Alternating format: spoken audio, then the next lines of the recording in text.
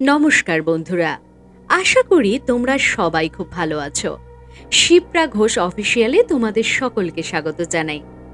আজকের গল্প রাজ চক্রবর্তীর কলমে শিকার, যে গল্পের সূত্রধর এবং গল্প পাঠে রয়েছি আমি শিপ্রা, এবং গল্পের অন্যান্য চরিত্রে রয়েছেন সাগরনীল, দেবাশিস, জিৎ, অতনু, পারমিতা, শিপ্রা এবং প্রবীর।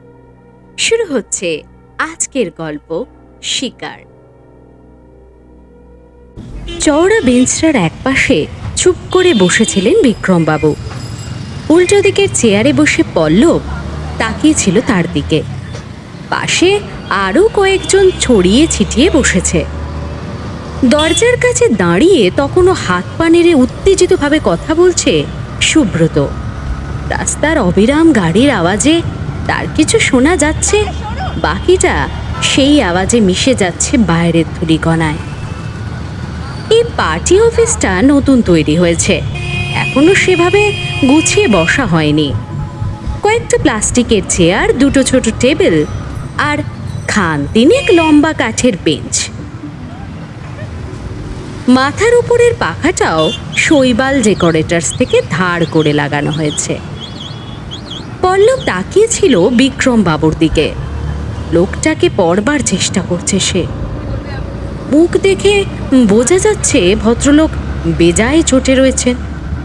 তার বিরুদ্ধে সুব্রত যা অভিযোগ করছে তা সত্যিই কি মিথ্যা সেটা পরের কথা, কিন্তু পাড়ার একজন বয়োজ্যেষ্ঠ হিসেবে তিনি যথেষ্ট অপমানিত ও লাঞ্ছিত।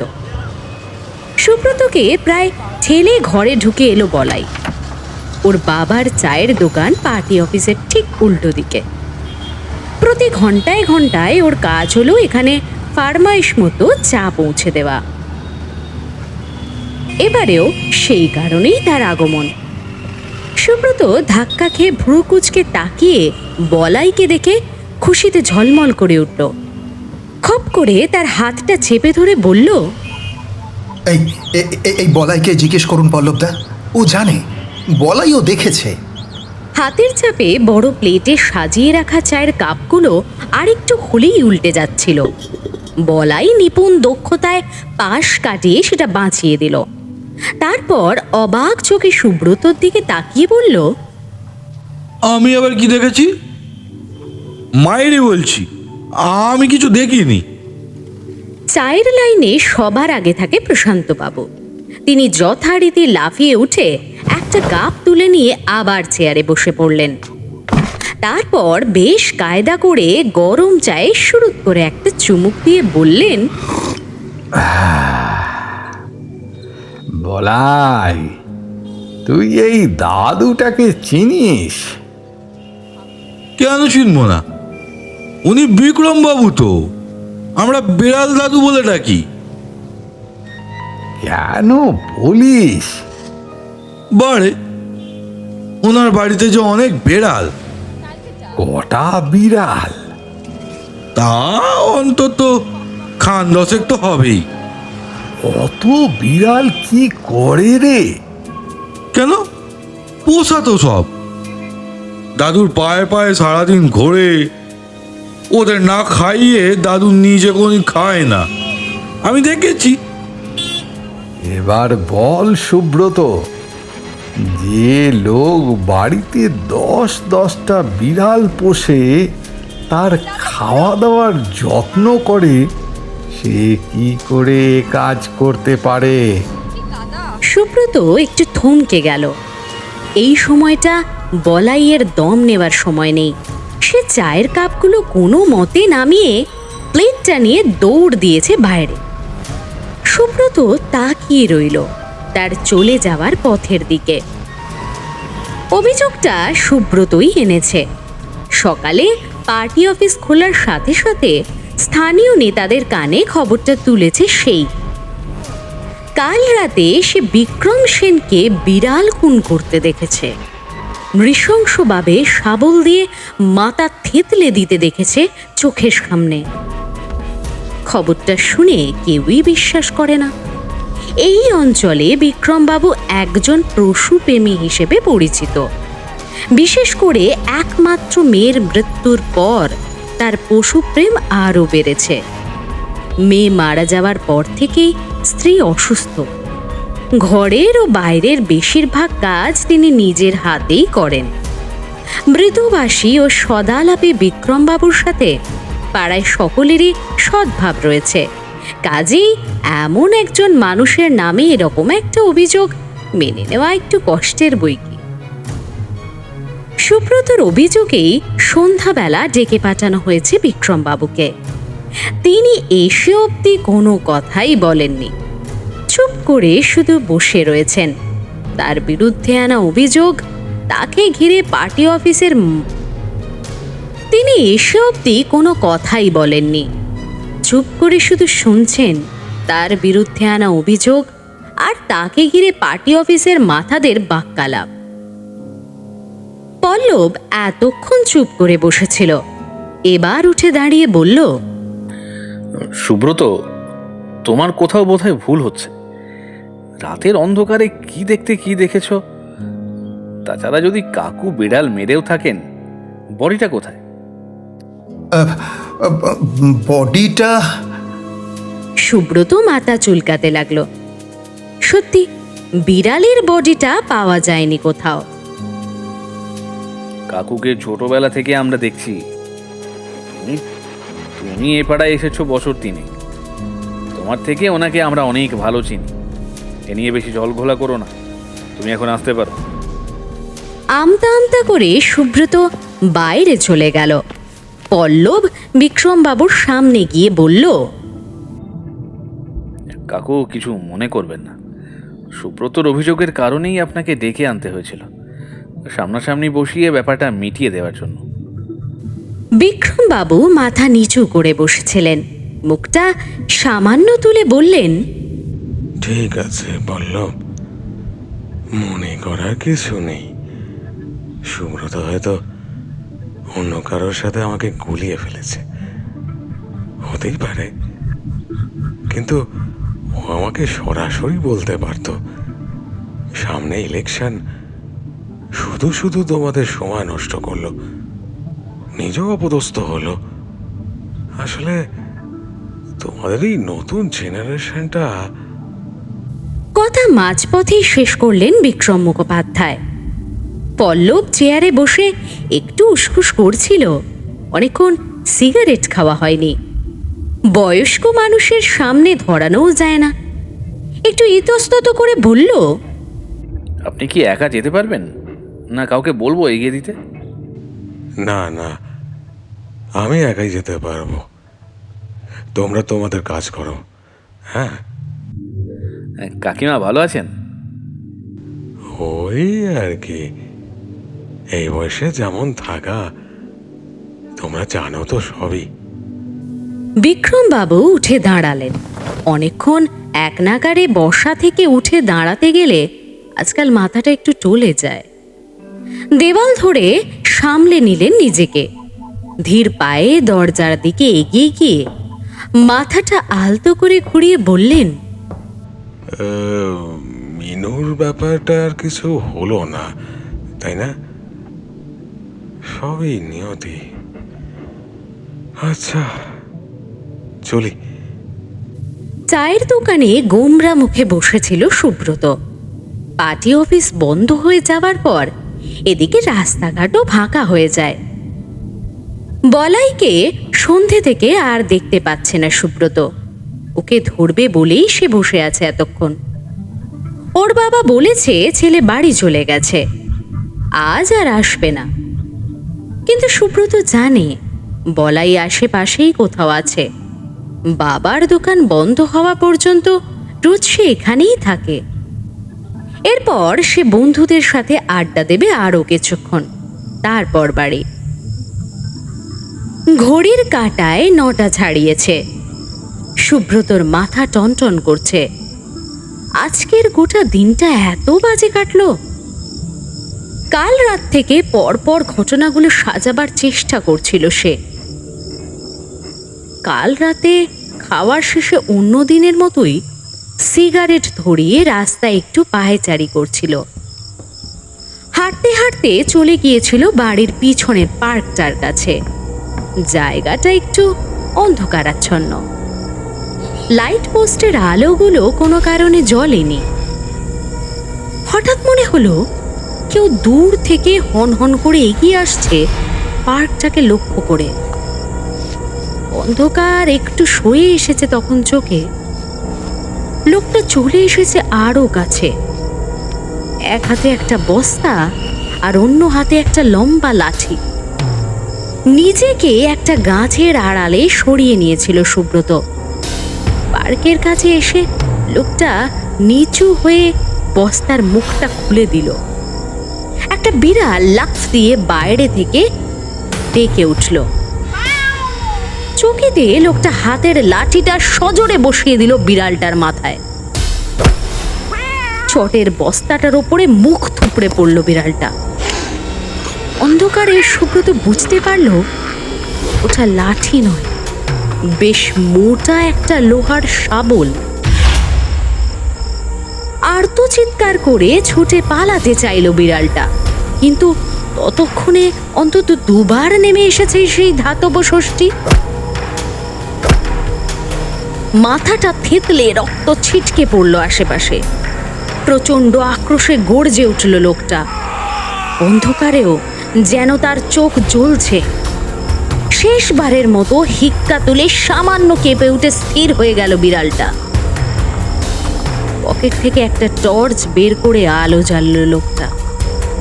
একটু ঝুঁকে ভালো করে দেখল, তারপর আকাশের দিকে তাকিয়ে কি যেন বলল একটা অস্পষ্ট স্বরে।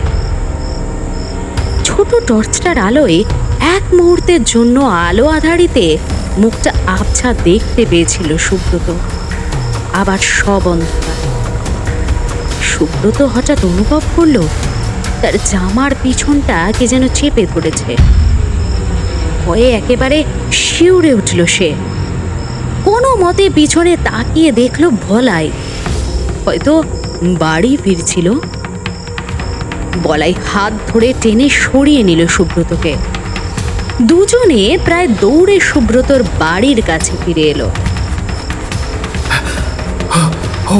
ওটা কে রে? অন্ধকারে বুঝলাম না গো দাদা। আমার কেমন যেন মনে হলো উনি বিক্রম বাবু। কে জানে, হতেও পারে। হতেই পারে না বলাই বিক্রম বাবুই। কিন্তু কিন্তু উনি তো। সুব্রত উঠি উঠি করছে, তখনই দোকানে এসে ঢুকলো বলাই। ওকে দেখেও বলাই না দেখার ভান করে সরে যেতে চাইল। সুব্রত সোজা ওর সামনে গিয়ে বলল, এই, তুই মিথ্যে কথা বললি কেন? কি মিথ্যা কথা? কাল রাতে বিক্রম বাবুকে তুইও দেখেছিলিস, না বললি কেন? আমি কোথায় দেখলাম? তুমিই তো বললে ওটা বিক্রম বাবু। তুই তো সায়ও দিয়েছিলিস। অত আমি বুঝিনি। কি জমাট অন্ধকার ছিল ওখানে। ওই দাদু এত বিড়াল ভালোবাসে, তাছাড়া উনি এত ভালো মানুষ, কারোর সাথে পাশে থাকে। একটু দ্বন্দ্বে পড়ল সুব্রত। সকাল থেকে এই লোকটার সম্বন্ধে শুধু ভালো কথাই শুনে যাচ্ছে। পল্লবদাও বলল ছোটবেলা থেকেই দেখেছে মানুষটাকে। আচ্ছা, ঠিক আছে, আমি তাহলে ভুল দেখেছি। সুব্রত উঠে দাঁড়ায়। আর কথা বাড়িয়ে লাভ নেই। কাল রাতে ভালো ঘুম হয়নি, চোখ জড়িয়ে আসছে এখনই। বিক্রমবাবু স্ত্রীর পাশে বসে খবরের কাগজ পড়ছিলেন। পায়ের কাছে প্রায় গোটা 7 বিড়াল হুটোপুটি করছে। মাঝে মাঝে লাফিয়ে উঠছে টেবিলে, খাটে। হাসি মুখে সেদিকেই তাকিয়ে রয়েছেন বিক্রম বাবুর স্ত্রী সরলা। একমাত্র মেয়ে চলে যাওয়ার পর এরাই তাদের সন্তান হয়ে উঠেছে। পক্ষাঘাতগ্রস্ত সরলার সারাদিন বিছানাতেই কাটে। সকালের দিকে বিক্রমবাবু কোনো মতে হুইল চেয়ারে তুলে বসিয়ে দেন, তারপর একটু বারান্দায় নিয়ে যান। সামনের ছোট্ট উঠোনটায় বাহারি গাছ লাগিয়েছেন তিনি। সেদিকে তাকিয়ে বসে থাকেন দুজনে। আজ বিক্রমবাবুর মনে একটু উচাটন ভাব। সকালে হঠাৎ পল্লব ফোন করে বলল সন্ধ্যাবেলা পার্টি অফিস যেতে। কারণ জিজ্ঞাসা করতে সে বলেছিল, সুব্রত একটা অভিযোগ এনেছে, সে ব্যাপারে একটু আলোচনা আছে। আকাশ থেকে পড়েছিলেন বিক্রমবাবু। তার সম্বন্ধে অভিযোগ? তিনি কারোর কোনো কিছুতেই থাকেন না। মেয়ে চলে যাবার পর তো নিজেকে আরো গুটিয়ে এনেছেন। তিনি আবার কি করলেন? সারাদিন উদ্বেগেই কেটেছে। সন্ধেবেলা পার্টি অফিসে গিয়ে সুব্রতর অভিযোগটা শুনে তার কোনো কথাই বলেননি, প্রায় স্তম্ভিত হয়ে গিয়েছিলেন। একবার শুধু প্রশান্ত বাবুকে বলেছিলেন, তোমরাই বিচার করো, তোমরা কোন পাড়ার মাথা। এক বাক্যে সুব্রতর অভিযোগ খারিজ হয়ে গেছে। তবু মনে শান্তি নেই। সরলা অনেকক্ষণ থেকেই স্বামীর মুখের দিকে তাকিয়ে অবস্থাটা বুঝতে চেষ্টা করেছেন। শেষে বললেন, আজ কি হলো তোমার? সন্ধ্যাবেলা বাড়ি ফিরে আর তো কোনো কথাই নেই। আর গিয়েছিলেই বা কোথায়? ও কিছু না, শরীরটা ঠিক নেই। গিয়েছিলাম তোমার কয়েকটা ওষুধ আনতে। একটু বেশি হাঁটা হয়ে গেছে, তাই একটু দুর্বল লাগছে। ও ঠিক হয়ে যাবে, ঠিক আছে। সরলা জানেন বিক্রমবাবু মিথ্যে কথা বলছেন। তার সারা মাসের ওষুধ একবারেই দিয়ে যায় পাড়ার ফার্মাসি থেকে। তিনি চুপ করে আবার বিড়ালের দৌড় দেখতে লাগলেন। রাতের খাওয়া দাওয়া সারতে সারতে 11টা বেজে গেল। অন্যদিন 9টার মধ্যেই সব সেরে শুয়ে পড়েন দুজন।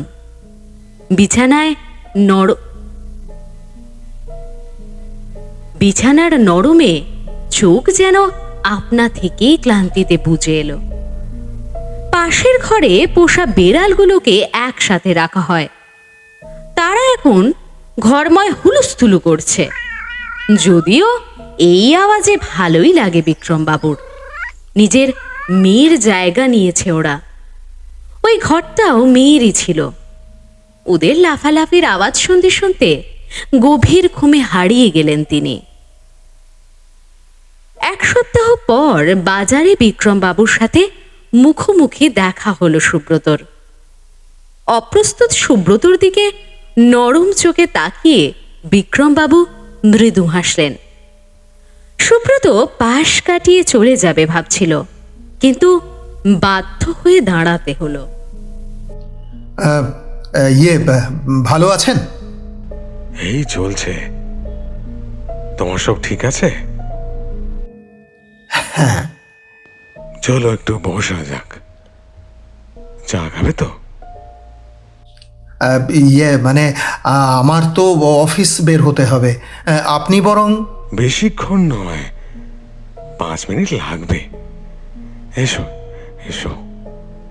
উত্তরের অপেক্ষা না করে তিনি এগিয়ে গেলেন চায়ের দোকানের দিকে।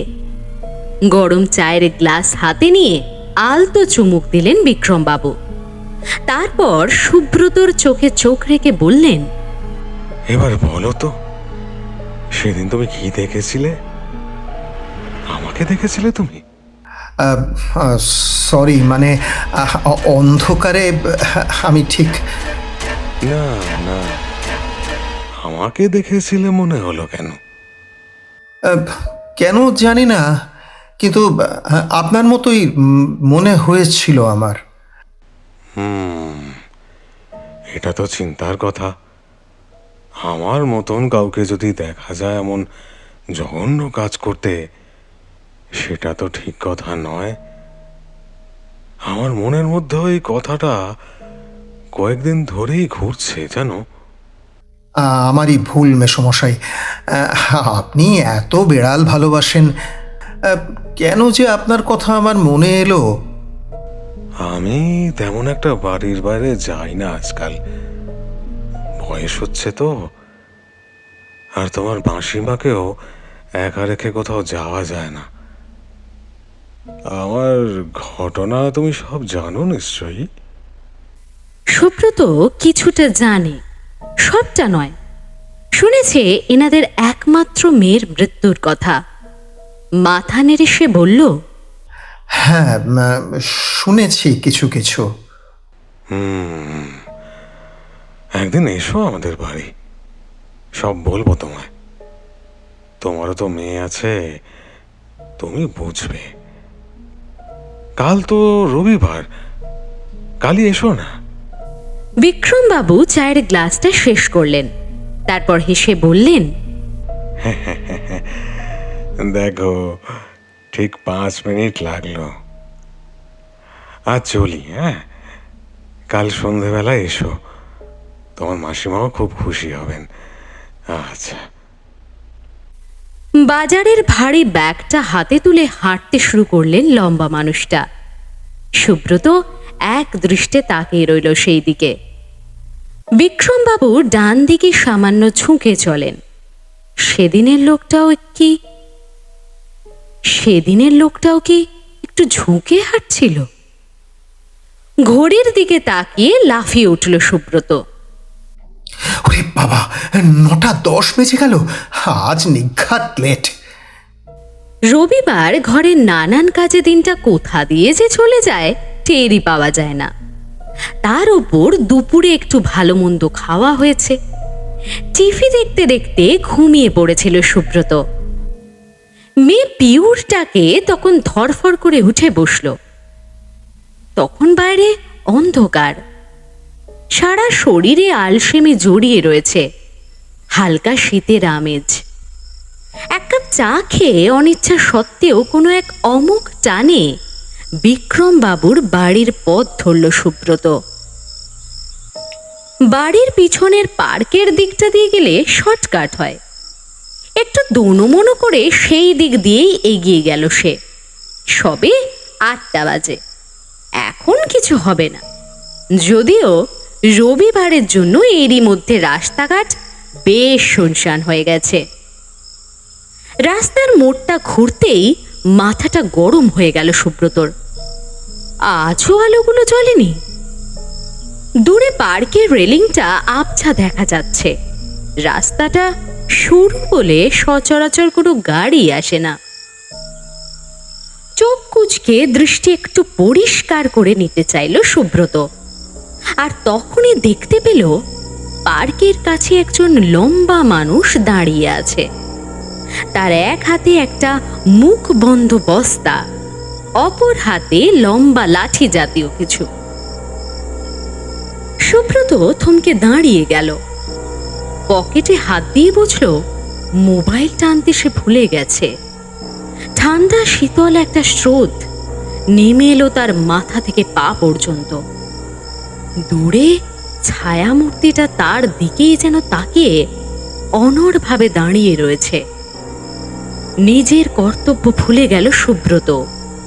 পাথরের মতো সেও দাঁড়িয়ে রইল পথের মাঝখানে। মিনিট খানেক বাদে মনে হলো ছায়ামূর্তিটা ধীর পায়ে তারই দিকে এগিয়ে আসছে। সুব্রত আরো অবাক হয়ে গেল লোকটাকে ডান দিকে একটু ঝুঁকে এগিয়ে আসতে দেখে। কিছুটা এসে থেমে গেল লোকটা। তার হাতের বস্তার মধ্যে কিছু একটা রয়েছে, আর সেটা অসহায়ভাবে ছটফট করছে। লোকটা এবার ইশারায় কাছে ডাকলো সুব্রতকে। সম্মোহিতের মতো এগিয়ে চলল সে। অন্ধকার আর হালকা কুয়াশার চাদর ভেদ করে মন্ত্রমুগ্ধের মতো লোকটার সামনে গিয়ে দাঁড়ালো সুব্রত। আমি জানতাম তুমি এই পথেই আসবে। অনেকক্ষণ অপেক্ষা করালে সুব্রত। আপনি? আমরা যা বলো। লোকটার গলা অসম্ভব রকমের ঠান্ডা, যেন বিক্রমবাবু নন, অন্য কেউ কথা বলছে। কয়েক মুহূর্ত থেমে গেল সুব্রত। তার তারপর বলল, আপনার হাতে ওটা কি? বিড়াল? বিড়াল। কিন্তু কেন? আপনি এত বিড়াল? আমার মেয়েগুলোকে যেও ডাকে। কে? এই হুলোটা হুলো? বিকট বিকট কুৎসিত ভাবে আওয়াজ করে ডাকে। ওর একটা না ডাকে ওরা লাফিয়ে বাইরে আসতে চায়।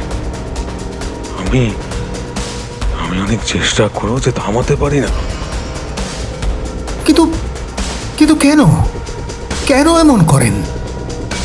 বিক্রমবাবু হাতের শাবলটা দিয়ে মাটিতে দাগ কাটছেন। চকিতে মুখ তুলে বললেন, আমার মেয়েটাকে আমি বাঁচাতে পারিনি সুব্রত। আমারই চোখের সামনে তিনটে নরপশু মিলে। গলাটা অবরুদ্ধ হয়ে গেল বিক্রমবাবুর। কয়েক মুহূর্তের ব্যবধান, আবার গলা শোনা গেল, কাউকে বলতে পারিনি। আমি খুব খুব ভীতু ছিলাম। মিনু আমার একমাত্র মেয়ে। এই পার্কের সামনে বাঁচাতে পারিনি ওকে। একজনও ধরা পড়েনি আজ অব্দি। কিন্তু এদের আমি বাঁচাবো। ওগুলো বিড়ালগুলো ওদের গায়ের গন্ধে মাঝে মধ্যেই এসে জোটে, গলা ছেড়ে ডাকে ওদের। আমাকে আমাকে তখন মারতেই হয়, আমার মেয়েগুলোকে রক্ষা করতে। না হলে ওদের নষ্ট করে দেবে ওই শয়তানগুলো। কিন্তু বিশ্বাস করো, বেশি কষ্ট দিই না। এই শাবল দিয়ে দু ঘা দিলে সব ঠান্ডা, সব ঠান্ডা। আজ নতুন নয়, 5 বছর ধরে আমি ওদের রক্ষা করে আসছি সুব্রত। সেদিন তুমি দেখে ফেললে।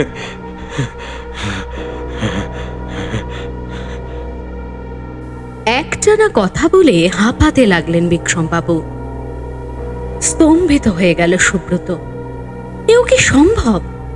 মেয়ের মৃত্যুর প্রতিশোধ নিতে নিরীহ বিড়ালগুলোকে বেছে বেছে নিজের শিকার করেছেন ভদ্রলোক। মেয়ের মৃত্যুর জন্য যারা দায়ী তারা শাস্তি পায়নি বলে কতগুলো বিড়ালকে মেয়ে মনে করে তাদের উত্ত্যক্ত করতে আসা হুলো বিড়ালদের নৃশংসভাবে খুন করেছেন। সুব্রত কি বলবে বুঝতে পারল না। চুপ করে বিক্রমবাবুর হাতের বস্তার দিকে তাকিয়ে রইল। ভদ্রলোক এক ধরনের স্কিৎসোফেনিয়া রোগের শিকার, তাতে কোনো সন্দেহ নেই। বিড়ালকে মেয়ে মনে করা আর তাদের টানে খুব স্বাভাবিকভাবে কাছে আসা হুড়ো, বিড়ালকে মেয়ে মনে করা আর তার টানে খুব স্বাভাবিকভাবে কাছে আসা হুলো বিড়ালগুলোকে সেই মেয়ের হত্যাকারী মনে করে তার উপর প্রতিশোধ নেওয়া। ওনার দ্রুত চিকিৎসার প্রয়োজন। আপনি আমার সাথে আসুন মেসোমশাই, আমরা আপনার বাড়িতে গিয়ে বরং কথা বলি। বাড়িতে সরলা আছে, ও কিছু জানে না। ওকে বলিনি, জানলেও খুশি হবে, তাও বলি না। ঠিক আছে, ঠিক আছে, আপনি একটা কাজ করুন, আপনি আমার বাড়িতে চলুন। সেখানে তো যেতে আপনার কোনো আপত্তি নেই। তোমার ছোট্ট মেয়েটা খুব সুন্দর সুব্রত। কি নাম যেন? ঝিলিক। আমরা ওকে পিউ বলে ডাকি। খুব খুব সুন্দর নাম। হ্যাঁ হ্যাঁ, আসুন, হাতের বস্তাটা আগে ফেলে দিন। কেন? ওকে যেতে দিন বিক্রমবাবু। ওর কি দোষ? ও প্রকৃতির স্বাভাবিক নিয়মেই আপনার বিড়ালগুলোকে তো ডাকে। না, সব ষড়যন্ত্র। তুমি বুঝবে না। যেদিন তোমার পিউকে কেউ... আহ, কি বলছেন আপনি? দেখলে কেমন বুকের মধ্যে এখানে লাগে। আপনি বন্ধ করুন এসব, না হলে আমাকে আবার পার্টি অফিসে গিয়ে জানাতে হবে। প্লিজ প্লিজ মেসমশাই, আপনি আপনি আমার সাথে আসুন। তুমি যেখানে খুশি নালিশ জানাতে পারো, আই ডোন্ট কেয়ার। এবার আর কিছু না বলে বিক্রম বাবুর হাতের বস্তাটা কেড়ে নিতে গেল সুব্রত। তাকে এক ঝটকায় সরিয়ে দিয়ে চিবিয়ে চিবিয়ে তিনি বললেন, আমার শিকার কেড়ে নেওয়া অত সহজ নয় সুব্রত। এই জঞ্জাল আমি সাফ করবই। যেদিন থেকে আমি স্বীকার করি আমার আমার মিনু আমার কাছে ফিরে আসে, পাশে পাশে বসে সারা রাত কত গল্প করে, আমার থেকে তাকে কেউ কেড়ে নিতে পারবে না। কথাগুলো বলে অন্ধকারে আবার মিলিয়ে গেলেন বিক্রমবাবু। কয়েক মুহূর্ত পরেই একটা বিড়ালের আর্ত চিৎকার শোনা গেল। রাতের নির্জনতা কয়েক মুহূর্তের জন্য বদলে গিয়ে আবার স্বাভাবিক হয়ে গেল। সব ঠিকঠাক, আগের মতন। পার্কের সামনে জমাট কুয়াশার মধ্যে বিক্রমবাবুর ছায়া আবার দেখা গেল। ফিরে যাচ্ছে সেই লোকটা। ধীরে ধীরে ছোট হয়ে আসছে তার অবয়ব। সুব্রত ঘুরে বাড়ির পথ ধরল। কখন ঘড়িতে রাত 10টা বাজে গেছে খেয়ালও হয়নি। পিউর মুখটা তার চোখের সামনে ভেসে উঠল কয়েকবার। মেয়েটা এতক্ষণে হয়তো মায়ের কোলে ঘুমিয়ে পড়েছে। কাল সকালে ঘুম থেকে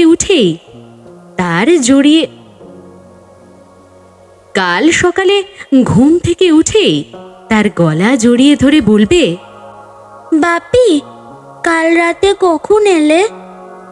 এত রাত হলো কেন?